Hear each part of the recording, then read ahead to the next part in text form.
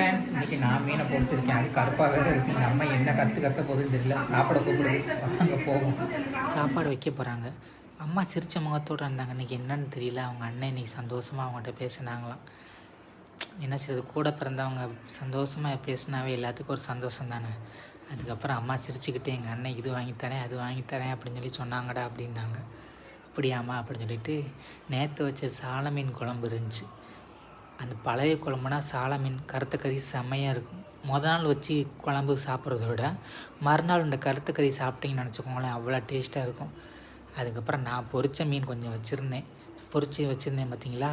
அதை எடுத்து எங்கள் அம்மா பார்க்கும்போது என்னடா இப்படி கருகருன்னு பொரிச்சு வச்சுருக்க அப்படின்னாங்க.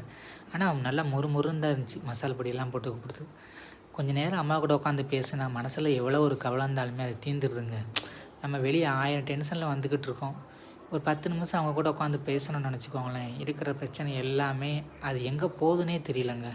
அதுக்கப்புறம் சால மீன் எல்லாமே எனக்கு எடுத்து வச்சுட்டாங்க பாருங்களேன். அந்த கருத்து கறியில் ஒரு சின்ன பீஸ் எடுத்து காமிக்கிறேன் பாருங்களேன், செம்மையாக இருக்கும். அதுக்கப்புறம் பொரிச்ச மீன் வச்சு கருத்த கறி வச்சு சாப்பிட்டாச்சு ஃப்ரெண்ட்ஸ். அம்மா கையால் எது செஞ்சு சாப்பிட்டாலுமே டேஸ்ட்டு தானே. அம்மா தான். பாய்.